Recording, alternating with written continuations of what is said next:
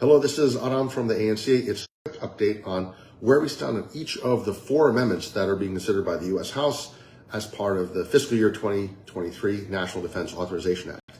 So there are four measures. Good news, the first measure put forward by Mr. Cardenas and Mr. Sherman, Congressman Sherman and Cardenas of California, that called for an investigation into Azerbaijani war crimes. That was passed yesterday evening. It was adopted as part of a larger package of amendments. We certainly welcome that.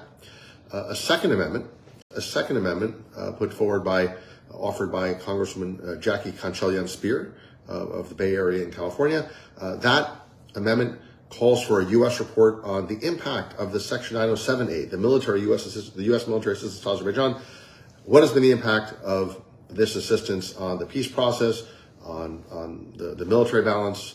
Frankly, a deeper dive into the very reports that the administration has been obliged to provide for the last 2 decades. So that was discussed on the House floor yesterday evening. It was the lead on that was Congressman Frank Pallone. He's the one who went to the floor and defended that amendment.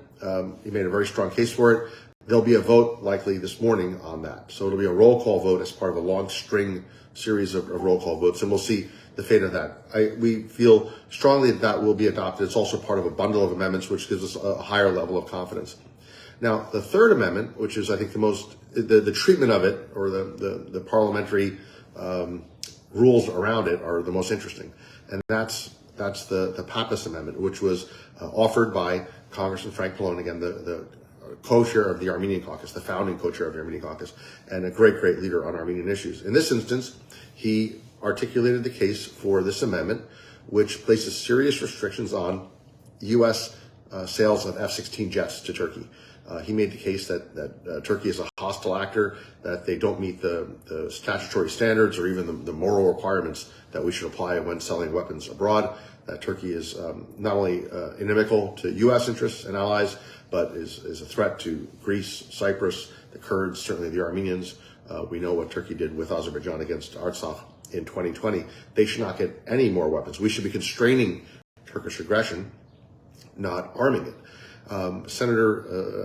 Congressman Sessions went to the floor from Texas, and he attacked this amendment. And he made the case that there were jurisdictional issues, that the other committees needed to have their say on the matter, on which he's just manifestly wrong. All these various committees did have the opportunity to exercise, to sort of claim jurisdiction, but they did not. The very fact that this amendment was considered on the House floor means that the Armed Services Committee, the Rules Committee, the Foreign Affairs Committee did not use their influence to block its consideration. So I think he was confused on that point and was trying to make an argument trying to litigate a case that had already been litigated and lost, frankly. And then his second argumentation was more geopolitical, which is, Turkey is a very reliable ally, an argument we haven't heard on the Hill for many years now, and is just so incredibly out of step with how almost every single member of Congress views Turkey today. They may, hold their nose and decide they need to be supportive of Turkey for some transactional reason, but nobody considers Turkey a good and reliable ally today. So he really went out of, I think, stepped pretty far outside of the congressional mainstream, Democrat and Republican. So that amendment will get a vote today. We'll see how the arguments presented by Mr. Pallone, very strong arguments, and those offered by Mr. Sessions, I think a bit confused. We'll see how those play with the members.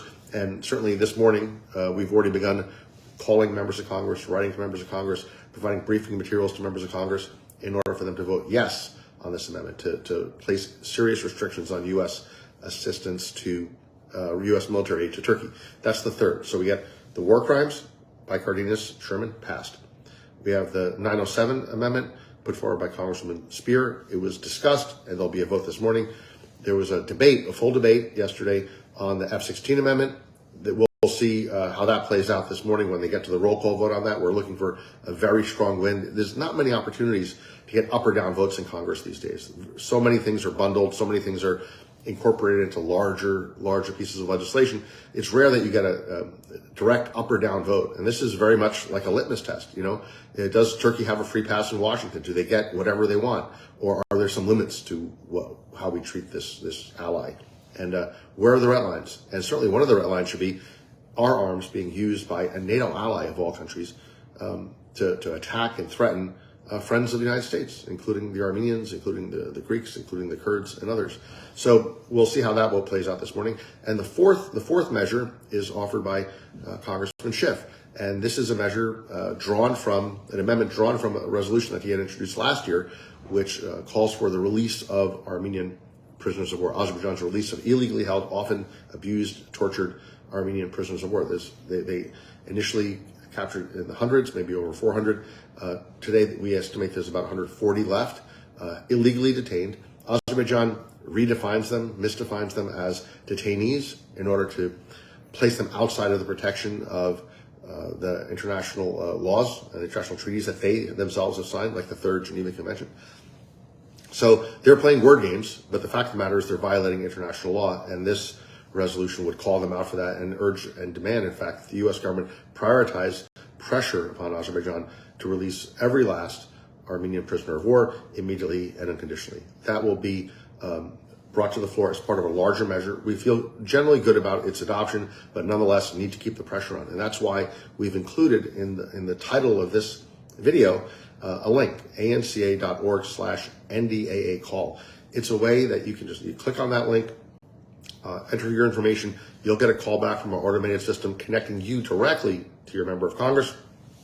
Read off the short phone script, which is just, please support these pro-Armenian amendments. Say thank you, and hang up. The whole thing might take 2 minutes, highly effective. The research that we've seen, the studies that we've examined, all point to the fact that calls are among the most effective way to have your voice heard in Washington.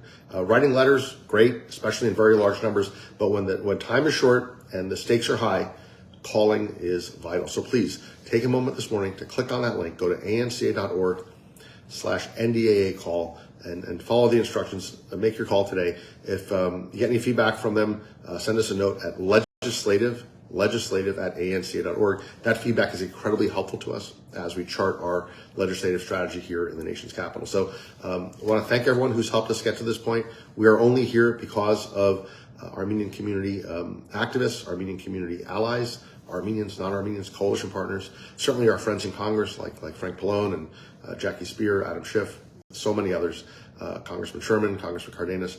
We're here because of in partnership with them, but ultimately because there are American citizens who care about this issue, who make this a priority for the local legislators. So this morning, make it a priority for your local legislator, for your U.S. representative to vote yes on these 4 amendments, to vote yes, actually there's 3 left, so to vote yes on the remaining 3 amendments, and to keep a very, very close eye on the F-16 amendment, because that's going to be a distinct up or down vote. So with that said, we'll check in again soon as there is news to report. Thank you.